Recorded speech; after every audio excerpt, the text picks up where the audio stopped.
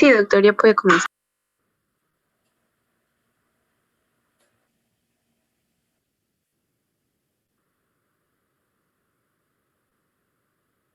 A ver, buenas tardes con todos. Sí me escuchan bien, ¿no?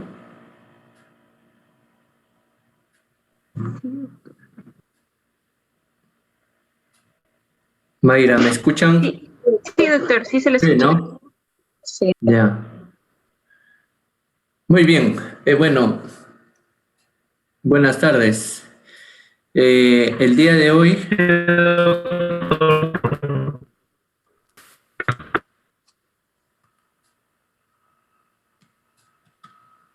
Aló, ¿sí me escucha, no? Se parece que se fue. Sí, doctor, sí se escucha. Sí, doctor, sí se le escucha.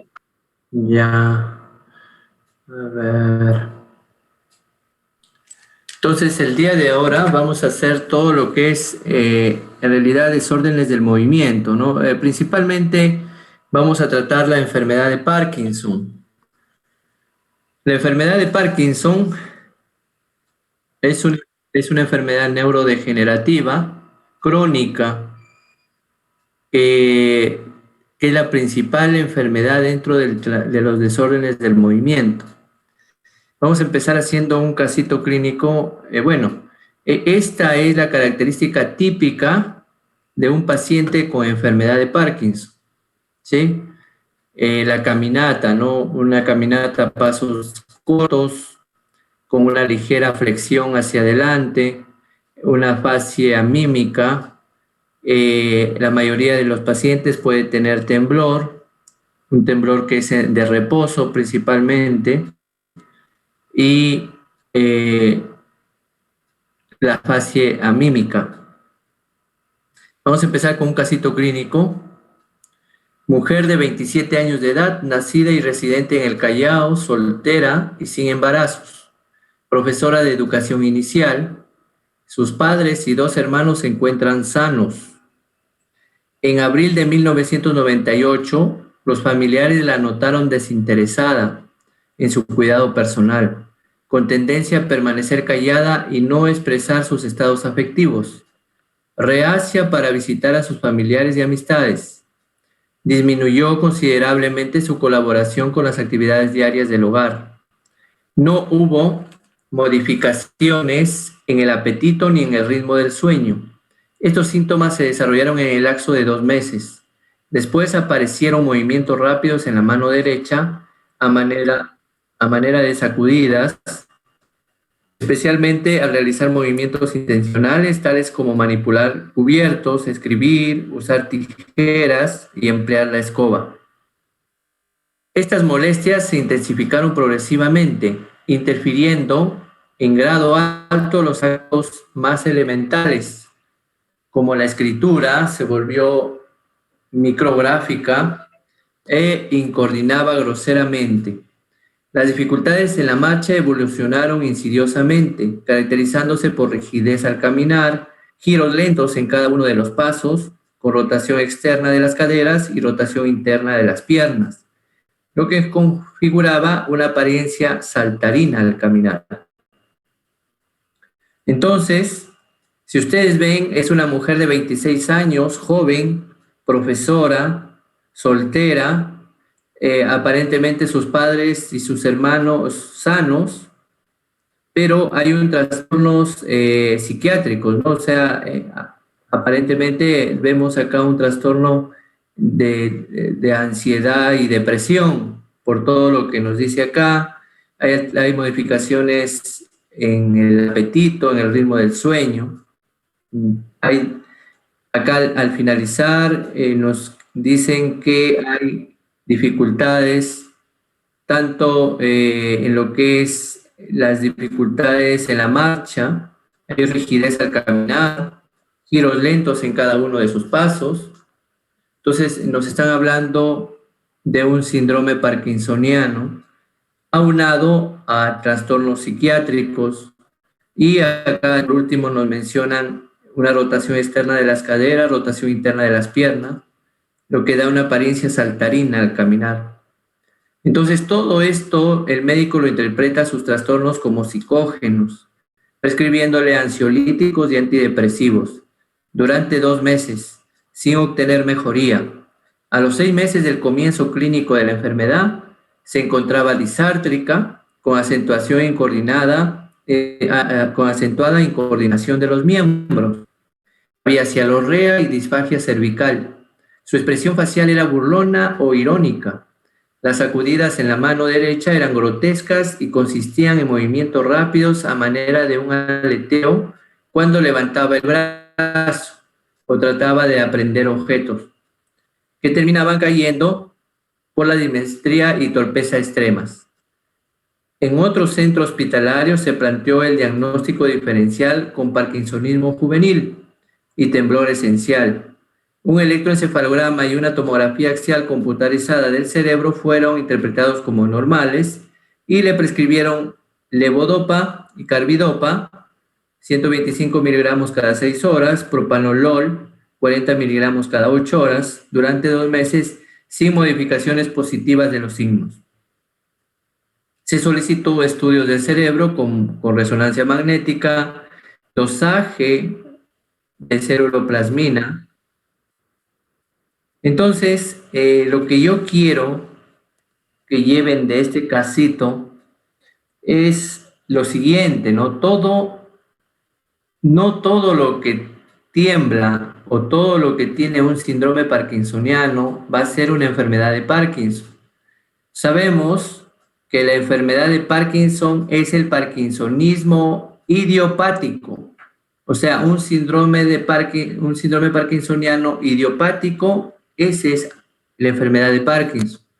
Quiere decir que si nosotros le hacemos todos los exámenes al paciente, los exámenes de rutina me refiero, no vamos a encontrar ninguna alteración, salvo que hagamos un PET o un SPET. Ahí sí vamos a encontrar un hipometabolismo a nivel de los ganglios basales, que es muy indicativo de una enfermedad de Parkinson. Entonces, este paciente es una paciente joven que tiene un síndrome parkinsoniano y tiene unos trastornos psiquiátricos. En pacientes jóvenes siempre hay que pensar en un secundarismo. Por eso que acá le salen pidiendo dosaje de ceruloplasmina y de cobre en suero, así como excreción de cobre en orina de 24 horas. O sea, están pensando en una enfermedad. Ceruloplasmina, suero y excreción de cobre en orina de 24 horas. Infortunadamente, la indigencia económica de la familia imposibilitó la obtención de los exámenes solicitados. No se supo de la paciente hasta 10 meses después. Esto fue traída por su padre en brazos y no podía mantenerse de pie. Su expresión facial con la boca entreabierta correspondía a una sonrisa burlona. Su mutismo impedía evaluar el estado mental. La disfagia se había agravado y producido un grave estado de desnutrición. En estas condiciones fue hospitalizada. Entonces, esta pacientita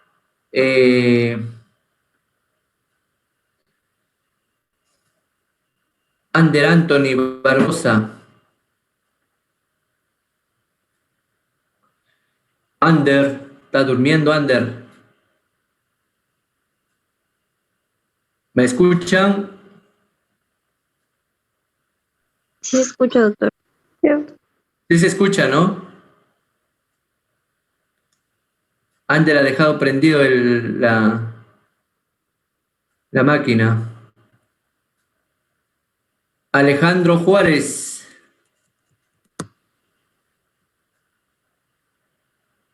Tampoco está almorzando. Alejandro Tábara. Dígame, doctor. Alejandro, Doctor, ¿me escucha? Sí, te escucho. ¿Cuál es el motivo en qué se está pensando cuando a un paciente le solicito ceruloplasmina, cobre en suero, así como excreción de cobre en orina? ¿Qué enfermedad estamos pensando? Enfermedad de Wilson. ¿Podría ser por una intoxicación de cobre? Enfermedad de Wilson, doctor.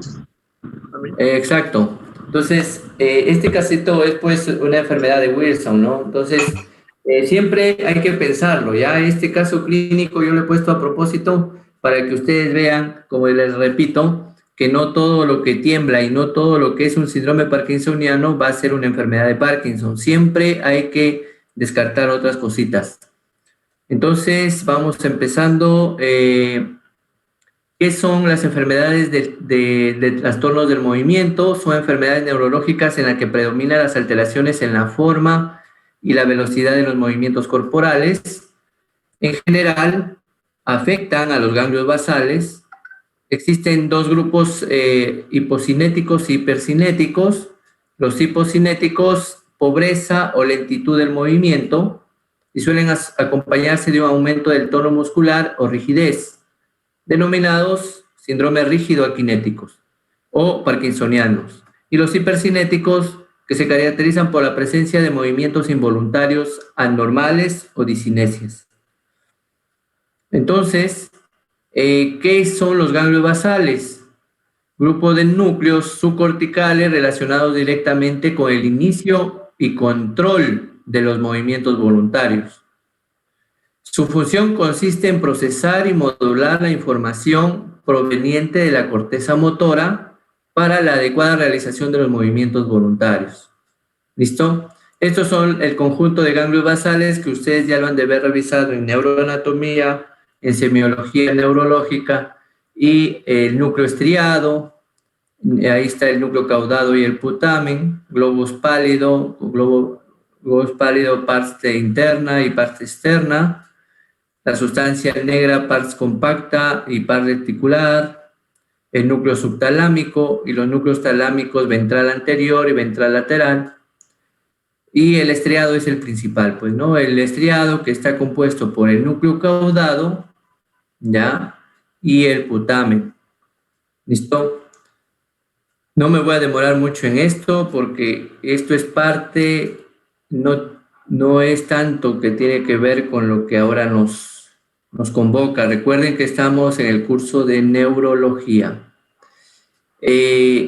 Entonces, esto es lo que yo les decía, ¿no?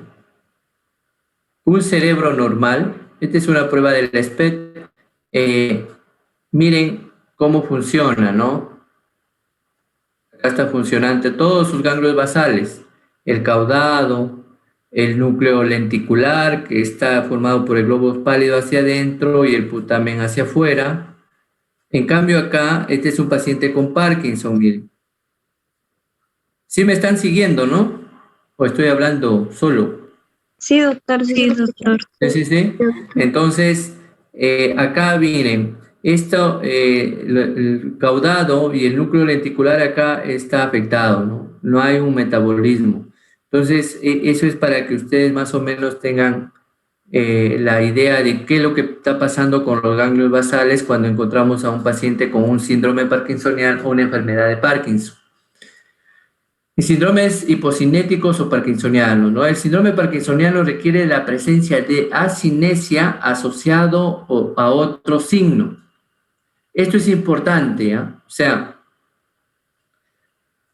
para yo catalogar a un paciente con un síndrome parkinsoniano, hay bibliografía que refiere asinesia, o sea, asinesia más rigidez, ¿ya? O sea, asinesia es enlentecimiento del movimiento. ¿Listo? Bradicinesia, a eso se refiere, es lo mismo, ¿sí? Pero la bradicinesia es de movimientos voluntarios.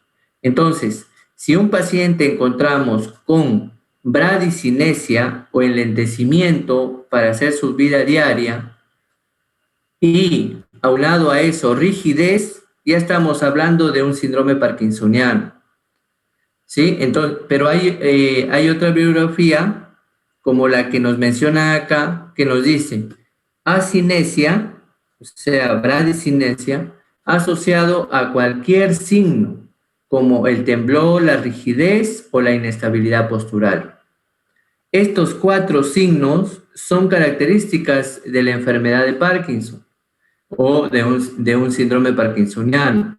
Asinesia, temblor, rigidez, inestabilidad postural. Pero yo solamente debo tener 2 signos, como es la asinesia y la rigidez, para yo decir que este paciente ya tiene un síndrome parkinsoniano. No es necesario el temblor. Como yo alguna vez, ustedes me habrán escuchado de repente, les he dicho que en los últimos estudios, pues el temblor en Parkinson está presente en el 30% en el 70% de los pacientes con enfermedad de Parkinson, no está presente en todos. Entonces, la enfermedad de Parkinson es la causa más frecuente de un síndrome parkinsoniano. Es el diagnóstico más probable cuando no existen síntomas atípicos o datos en las pruebas de neuroimagen que orienten a un diagnóstico alternativo. ¿Listo? Entonces, hay que tener cuidado con los parkinsonismos plus o los parkinsonismos atípicos, como es, por ejemplo, la atrofia multisistémica, la AMS, o la PSP, la parálisis supranuclear progresiva, o la degeneración córtico-basal. Son diagnósticos diferenciales de un paciente con un síndrome parkinsoniano. Entonces, los síndromes parkinsonianos, acá está, miren, la primera letra dice parkinsonismo atípico o enfermedad de Parkinson. Perdón, parkinsonismo idiopático o enfermedad de Parkinson, ¿ya? Eso graves. Y hay parkinsonismos secundarios o sintomáticos, como, por ejemplo, los neurolépticos, los fármacos, como los neurolépticos, producen un síndrome parkinsoniano. El haloperidol, la risperidona,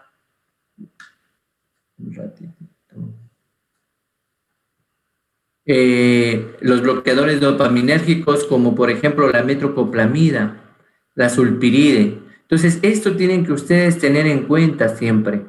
De repente les llega un pacientito con síndrome parkinsoniano y ustedes ya de frente están pensando en enfermedad de Parkinson. Es así. Indaguen bien qué medicamentos están tomando. Y dentro de los medicamentos, grábense los neurolépticos, el haloperidol, la risperidona, la metoclopramida, que generalmente utilizan los cirujanos después de algunas cirugías, los cirujanos generales, cirugías de abdomen me refiero, y la metoclopramida y la sulpiride o el sulpinex también producen síndromes parkinsonianos. Los antagonistas del calcio, el tiacén, el verapamilo, diltiazem y verapamilo, el litio, la reserpina, el ácido valproico, miren, la que utilizamos nosotros como anticrisis o antiepiléptico. Los otros, monóxido de carbono, metanol, pesticidas, trastornos metabólicos como la enfermedad de Wilson, la que acabamos de ver ese caso clínico, la calcificación idiopática de los ganglios basales, la enfermedad de FAD, ¿sí? Entonces, por ejemplo, hay pacientitos que se hacen una calcificación que no sabemos a qué se debe de los ganglios basales. Eso también produce un síndrome parkinsoniano. La hipoxia, la mielonisis esta-prontina vascular, la hidrocefalia normotensiva también suele producir un síndrome parkinsoniano. Las enfermedades causadas por priones, como por ejemplo la enfermedad de Creutzfeldt-Jakob, ¿ya? La demencia por priones y los parkinsonismos que ya les dije, asociados a enfermedades neurodegenerativas como la parálisis supranuclear y la atrofia multisistémica. Muy bien. Entonces, ¿qué es asinesia? Ausencia de movimiento. La asinesia es ausencia de movimiento. Hipocinesia, reducción de la amplitud del movimiento. Y la bradicinesia es lentitud de movimiento. ¿Sí? Y hipocinesia es reducción de la amplitud del movimiento. Y la bradicinesia, lentitud de movimiento. Por eso que yo les decía que la característica es de un movimiento voluntario. Entonces, los pacientes con parkinsonismo presentan mayor lentitud para comer, vestirse y asearse.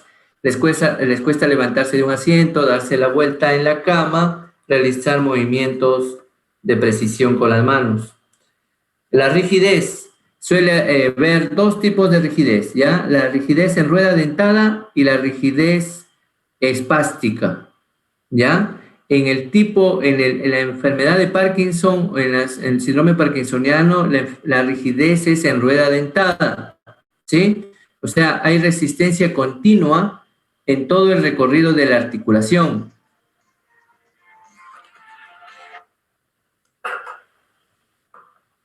Ya, esto, por ejemplo, la resistencia continua en todo el recorrido de la articulación es en tubo de plomo. Esto es una rigidez espástica.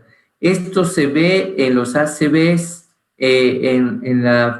cuando hay alteración a nivel de corteza o a nivel extrapiramidal.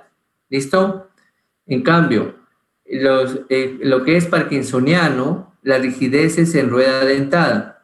Ustedes han visto lo que es cuando uno agarra un corta uñas y trata de sacar esa parte del corta uñas que sirve, ¿cómo se llama esto? Entonces, cuando uno lo saca y vuelve a su lugar, eso es una rigidez espástica. A ver. Miren, yo lo tengo mi brazo ahí, ¿sí? Si yo lo extiendo y el paciente vuelve de manera violenta, como rigidez en hoja de navaja, ¿ya? Eso es una rigidez espástica. En cambio, la rigidez en rueda dentada agarramos y el paciente, como si fuera una rueda, ¿no? Que va dando vuelta. ¿Listo? La rigidez en rueda dentada, esa es la del síndrome parkinsoniano. Y la otra maniobra Doctor, que... Dime. ¿En rueda dentada entonces sería más lento? Claro, exacto. O sea, en rueda dentada tú le agarras y poquito a poquito va moviéndose, ¿no? Como si estuviera dentro de una rueda, como un engranaje más o menos, ¿no? Doctor, en tubo de plomo fue el primer ejemplo que dio, ¿no? El de la navaja. El que vuelve a su lugar. ¿Ese es en tubo de plomo la espástica que dijo? Sí, ese es en tubo de plomo, pues. O sea, Bien, pero eso no es característico de los síndromes parkinsonianos, ¿ah? El síndrome parkinsoniano es en rueda dentada. En tubo de plomo es extrapiramidal. ¿Ya? ya, doctor. Para eso hacemos la maniobra de Fromen, pues. O sea, una extremidad le hago al paciente que haga movimientos voluntarios y en la otra extremidad estoy examinando. Esa es la maniobra de Fromen. ¿Ya? Para determinar lo que es la rigidez.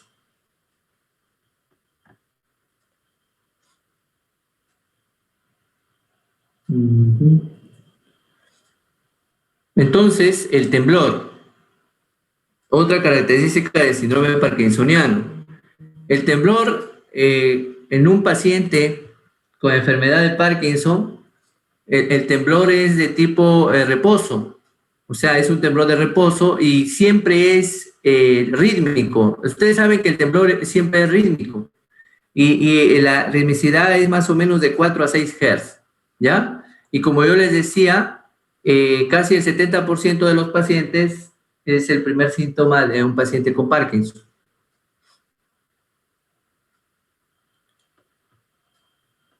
A ver, para que me deje trabajar. Ya, siendo más frecuente la afectación de la extremidad superior, ¿no? Todo paciente con un síndrome parkinsoniano aumenta sus síntomas y sus signos cuando hay algo emocional. O sea, un síndrome ansioso depresivo, que también es un signo de la enfermedad de Parkinson, un síntoma no motor, pero ese síndrome ansioso depresivo también aumenta los signos parkinsonianos.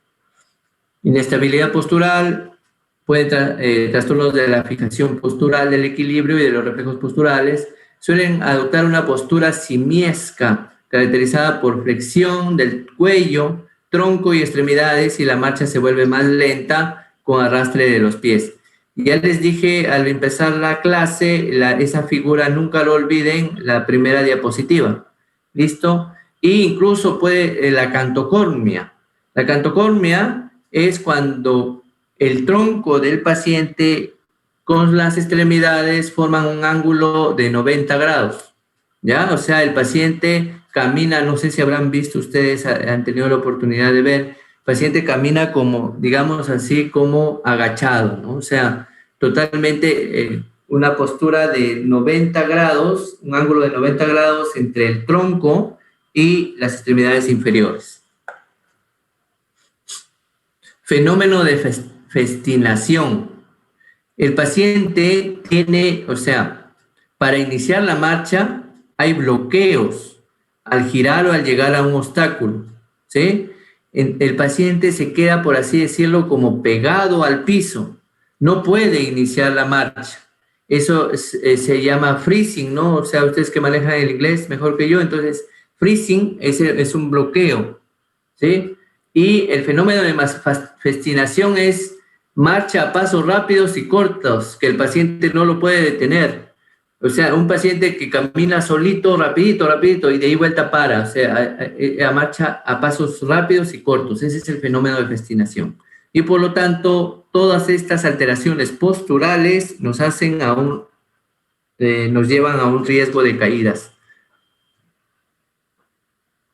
Y los hipercinéticos, pues hay un montón, ¿no? De hipercinéticos, temblor, distonía, tetosis, corea, balismo, mioclonía, tics.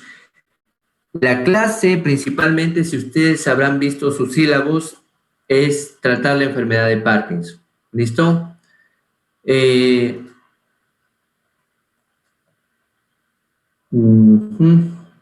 Entonces, voy a continuar.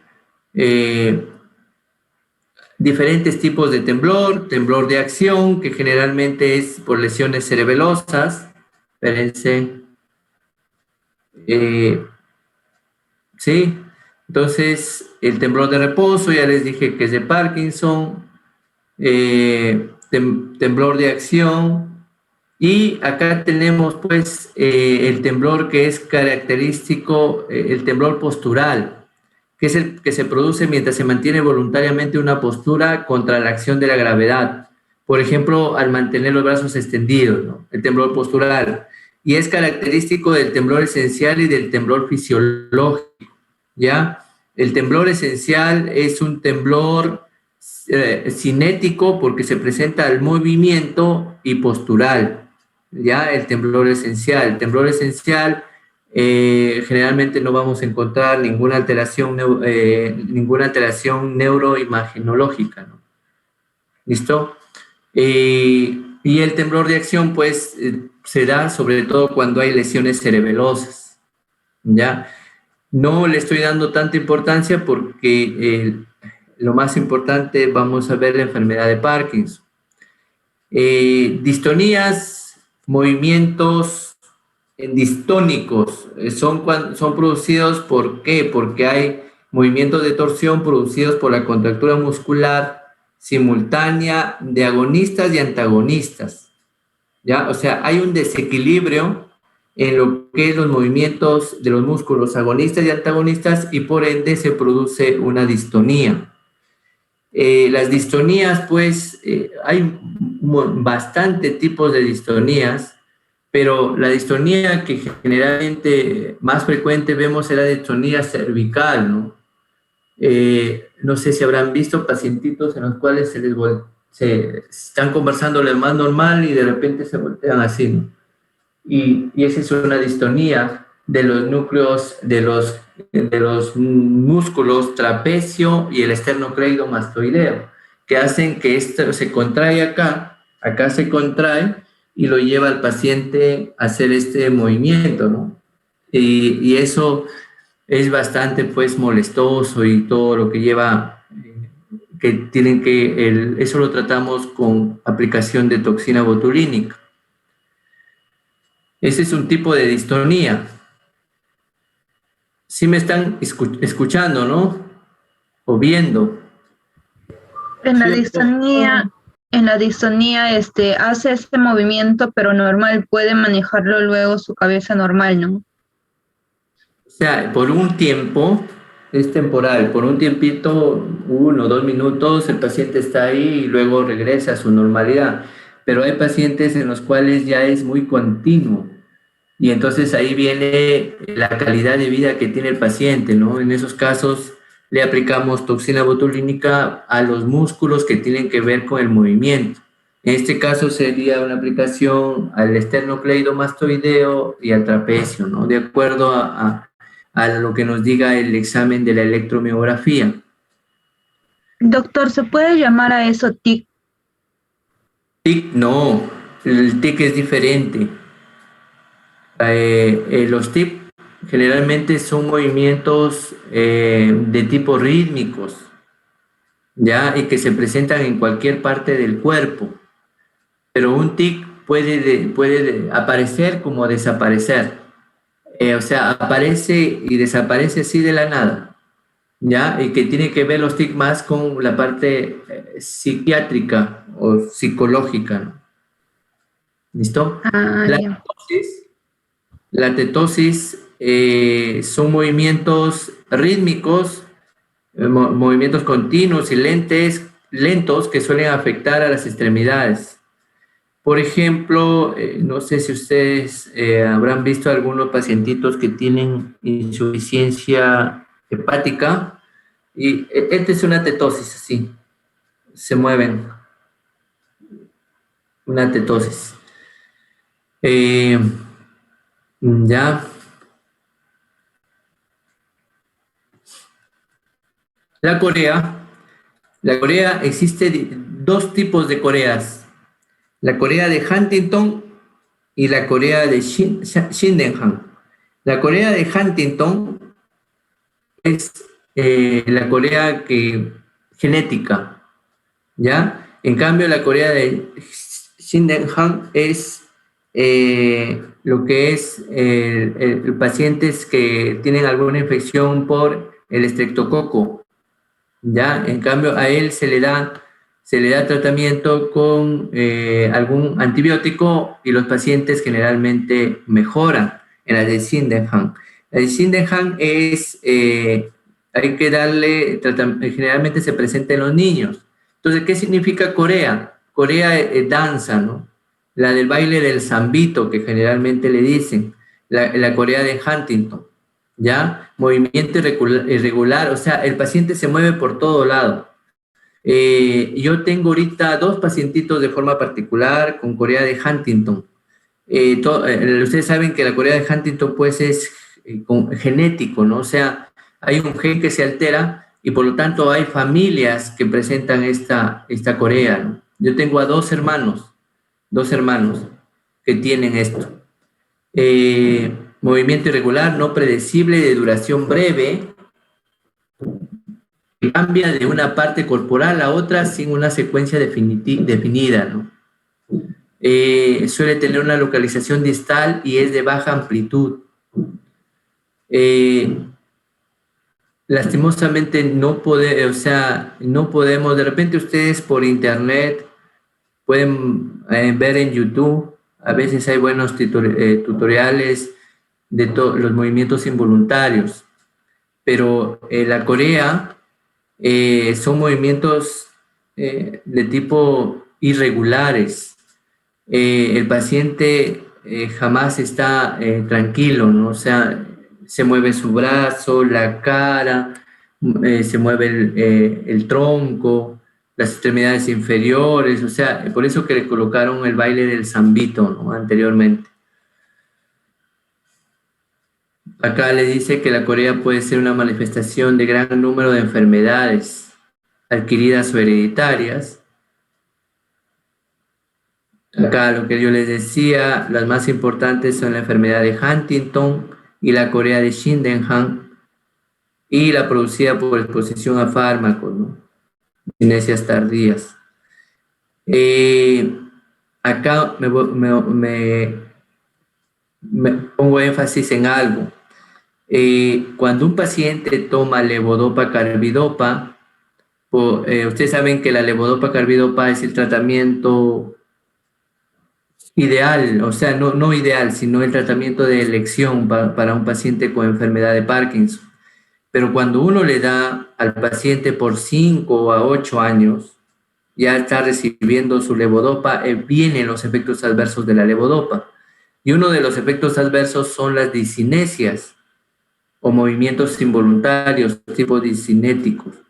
La discinesia puede ser coreica, tónica. ¿Ya? Entonces, la discinesia puede ser forma de corea o puede ser forma de una distonía. Entonces, por eso que lo enfatizo esto para que ustedes tengan en cuenta los efectos adversos de la levodopa carbidopa. De ahí que anteriormente se ponía mucho énfasis en los pacientes para dar tratamiento con levodopa carbidopa, casi dejarlo al último, ¿no? Por eso que se refería que los menores de 60 años deberían recibir un agonista dopaminérgico antes de la levodopa carbidopa o la levodopa benseracida, ¿ya? Entonces, un agonista dopaminérgico como el que tenemos acá es el pramipexol, ¿no? Y que lo pueden encontrar como Parmital, Bioxol,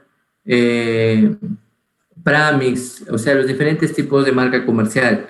Pero lo que yo quiero que lleven acá es el efecto adverso de la levodopa. ¿Listo? El balismo es un movimiento involuntario, pues violento, ¿no? Ustedes han visto a los jugadores, los que practican bala, ¿no? Bala, el deporte de la bala, ¿no? No sé si ustedes habrán visto esos jugadores cómo lanzan el balón, ¿no? De la bala.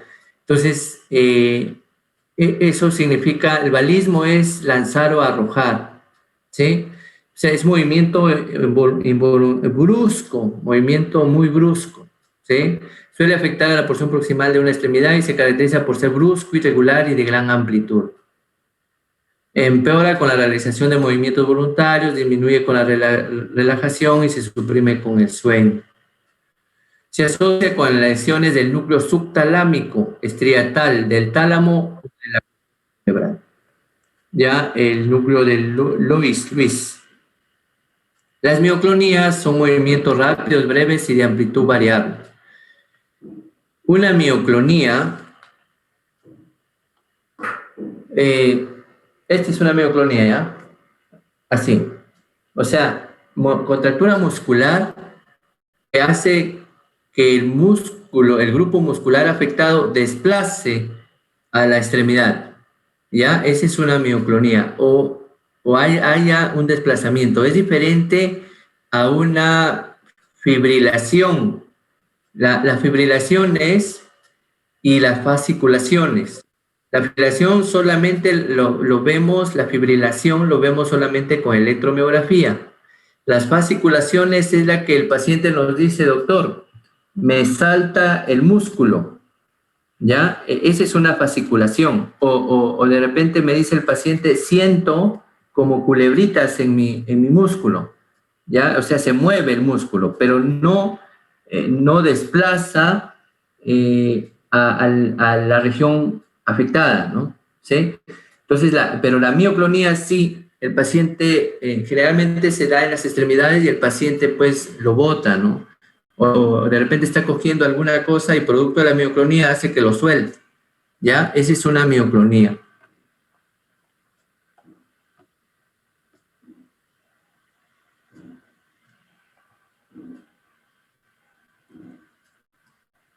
Entonces, vamos a pasar a la enfermedad de Parkinson. Ya les dije, la enfermedad de Parkinson, problemas de equilibrio, codos flexionados, rigidez muscular, lentitud en los movimientos, o sea, pasos cortos, rodillas ligeramente flexionadas, temblor, en el 70% de los pacientes, flexión hacia adelante, o sea, encorvamiento de la espalda y tronco, y la fase amímica, la fascia amímica. ¿Quién fue el primero que describió? Pues James Parkinson, con su ensayo Parálisis Agitan, ¿no? Eso es, él es el que describió a un grupo de pacientes que vio que tenían las mismas características de la enfermedad, y entonces en honor a él se le puso enfermedad de Parkinson. Trastornos neurodegenerativos.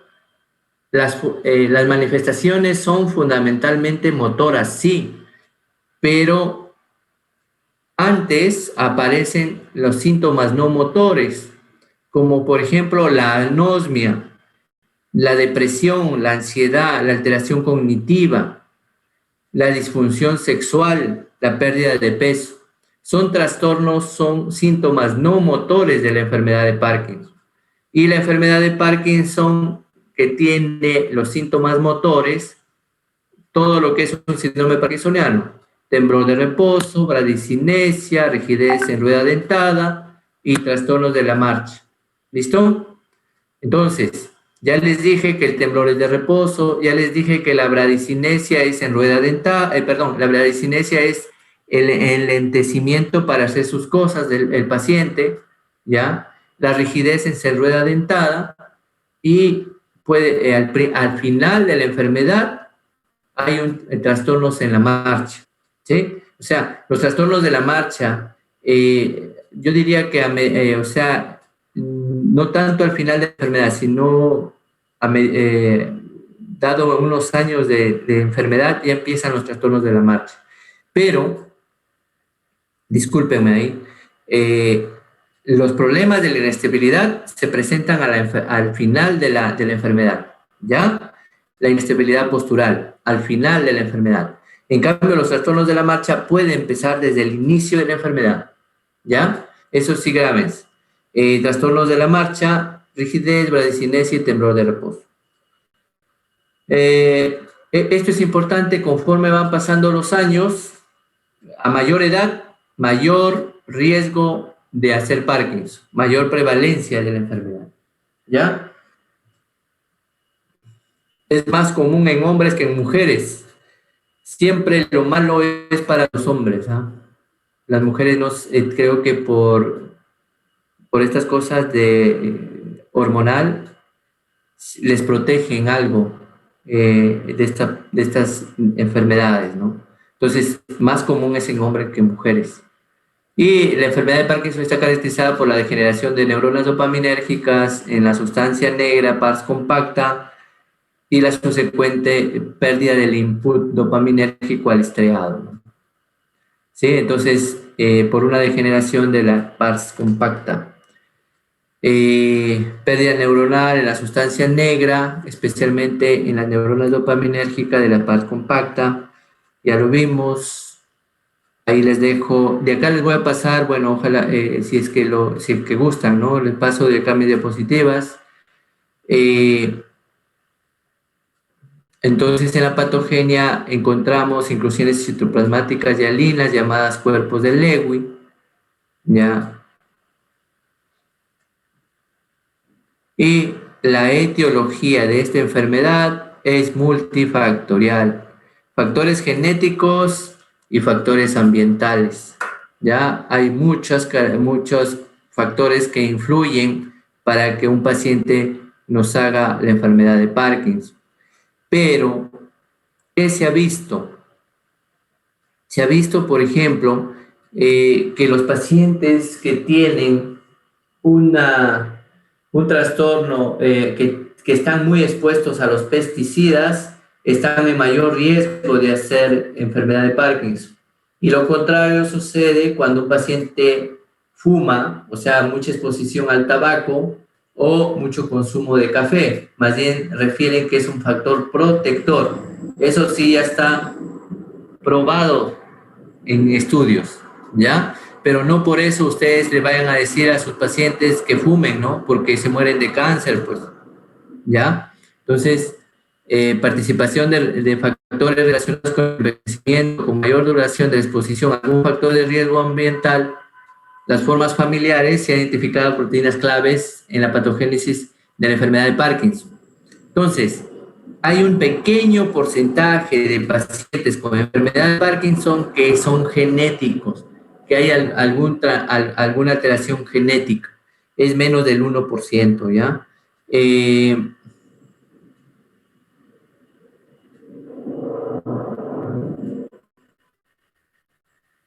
Acá refieren, miren, esta bibliografía, que es española, que es reciente, no es, acá refieren 10 a 15% de los casos de enfermedad de Parkinson pueden ser explicados por un componente genético conocido, ¿ya? Familiar con herencia autosómica dominante o recesiva. Los casos de inicio temprano, hasta un 50% de los casos tienen origen genético, ¿ya? O sea, los pacientes que inician antes de los 60 años. Y yo lo que les decía, ¿no? Factores de riesgo ambientales como la vida rural, la consecuente exposición a pesticidas y el consumo de agua de pozo incrementan el riesgo de desarrollar enfermedad de Parkinson. El consumo de tabaco y café inversamente con el riesgo de desarrollar Parkinson. Manifestaciones clínicas, creo que ya lo hemos visto un montón. Síntomas premotores, los no motores, aquellos que están presentes algunos años antes, 3 a 10 años de que aparezcan los clásicos síntomas motores. Afectación temprana de estructuras del tronco encefálico. De ahí que el paciente tiene los sueños vívidos. O sea, pacientes que están durmiendo y sueñan y viven el sueño, ¿no?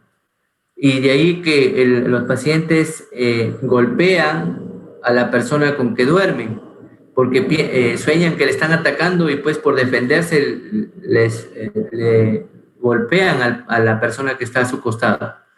Entonces, eso son alteraciones de los clásicos síntomas del tronco encefálico, ¿no? Por alteraciones de lo que es el sueño. Hiposmia, trastornos de la conducta del sueño REM, eso es lo que yo les decía, ¿ya? Trastornos de conducta, los sueños vívidos, la depresión, el estreñimiento también.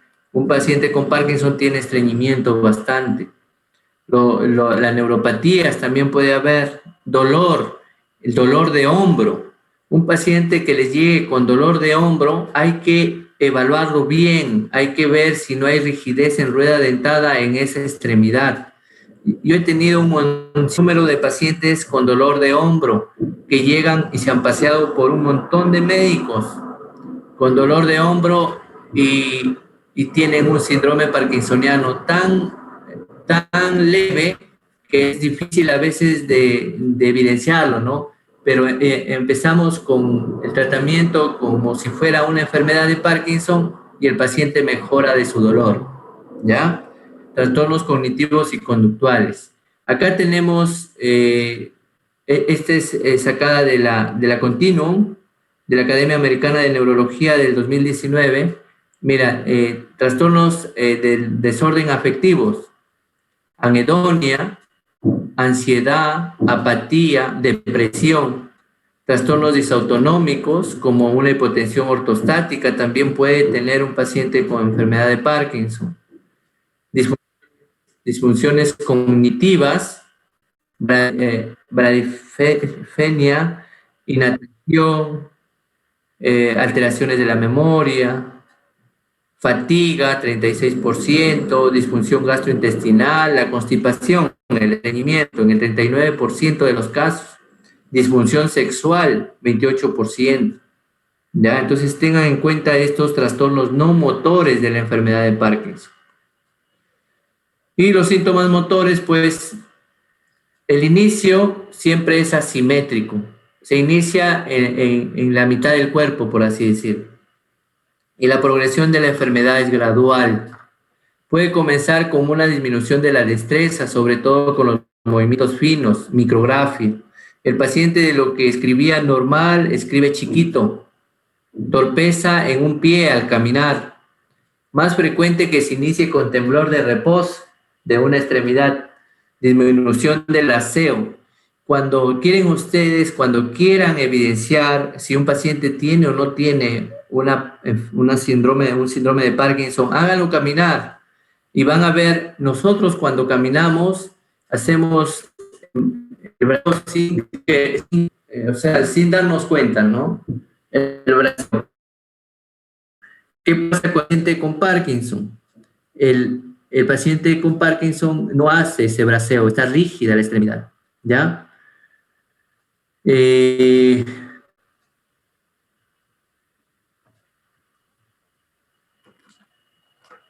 La bradicinesia y la rigidez se observan en la exploración en forma asimétrica y con predominio axial.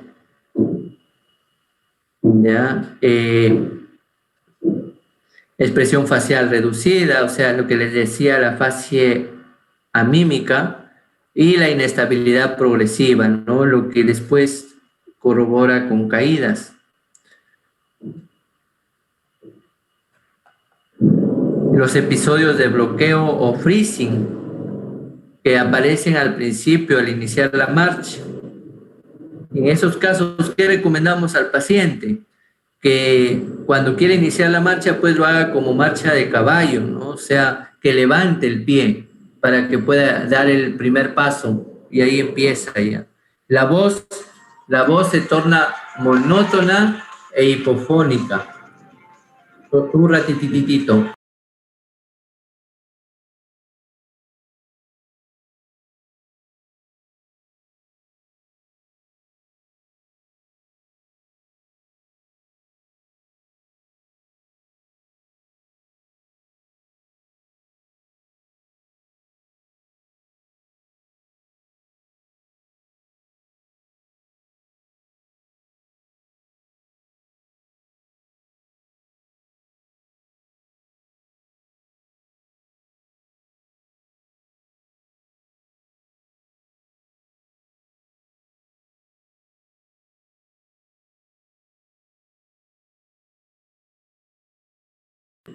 Disculpen, ¿me escuchan?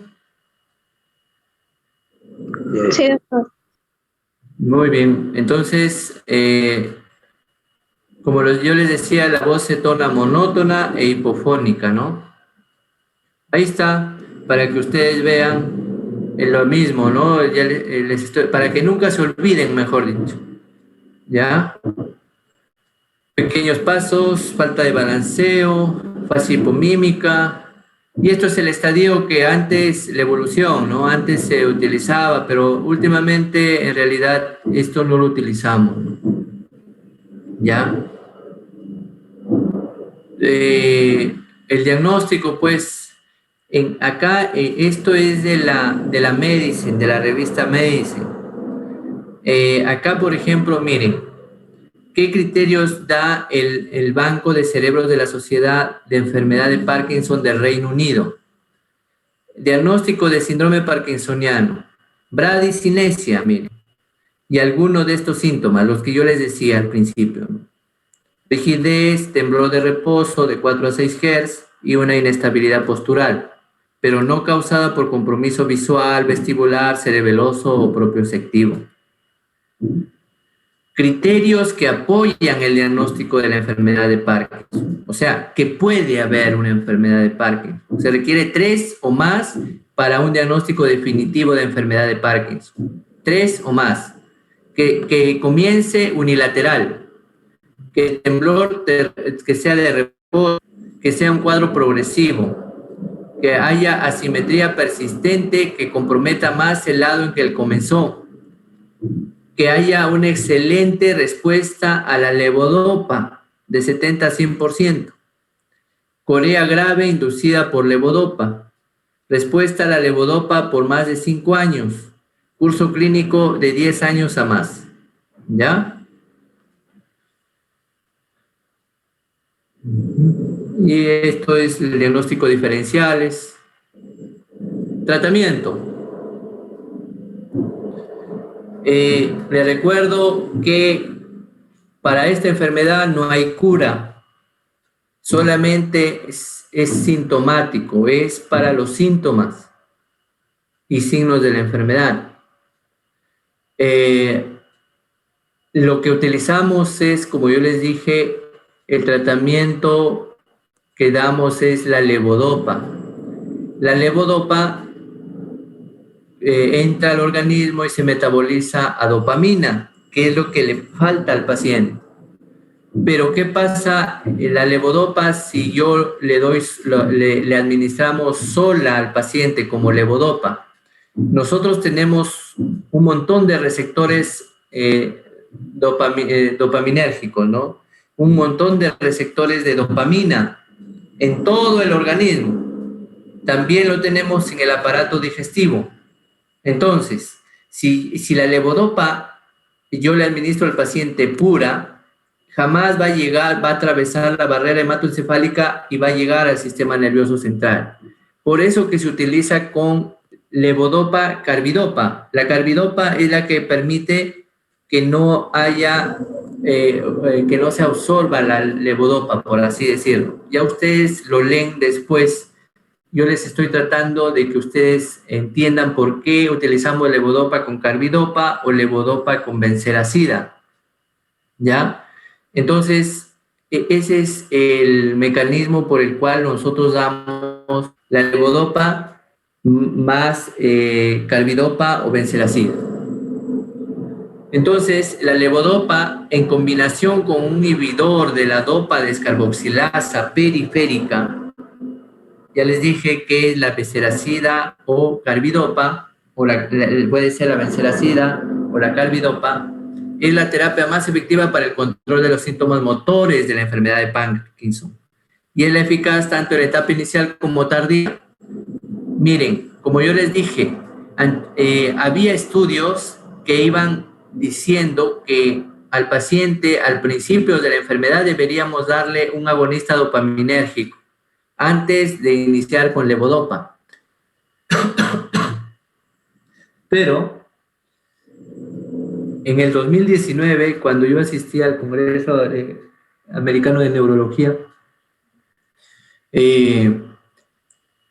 ahí informaron que no había habido cambios muy sustanciales, pues, en cuanto al uso de agonistas dopaminérgicos.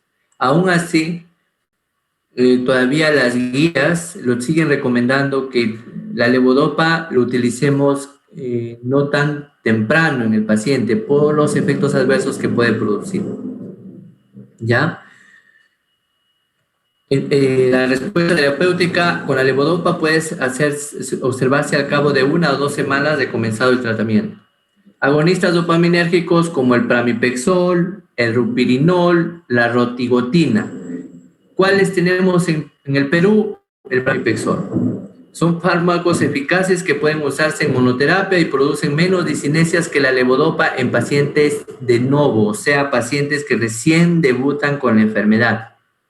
Se recomienda su utilización como tratamiento de primera línea en pacientes menores de 60 años, ¿sí? Esto es lo que les digo todavía que lo están recomendando, pero yo también estoy de acuerdo, ¿ya? De que se debe utilizar primero los agonistas dopaminérgicos en pacientes menores de 60 años, ¿ya? Y después recién ir con levodopa carbidopa. Entonces, miren, en conclusión, en el tratamiento, si yo tengo a un paciente menor de 60 años, yo procuro iniciar el tratamiento con un agonista dopaminérgico, tipo pramipexol, ¿ya? Si veo que el paciente no me va respondiendo en el transcurso de 15 días, yo añado levodopa carbidopa o levodopa benseracida, ¿ya? El manejo del Parkinson es un arte, o sea, no hay que estandarizado así que darle la levodopa así. Lo único que se está estandarizado es que la levodopa deberíamos darle cada 4 a 6 horas por el tiempo de vida media que tiene el fármaco, ¿ya? Pero no es que a todos los pacientes le vamos a dar igual, tenemos que evaluar al paciente. Hay pacientitos que no toleran la levodopa tenemos que ver cómo darle. Entonces, ¿y qué complicaciones tenemos con la levodopa? Uno, ya les dije, las discinesias, y otro es las alucinaciones. ¿Ya? Las dos son los efectos adversos más frecuentes del uso de la levodopa. Muy bien, estos algunos famosos que han tenido Parkinson, como Juan Pablo II y Adolfo Hitler. Muy bien, ¿alguna pregunta?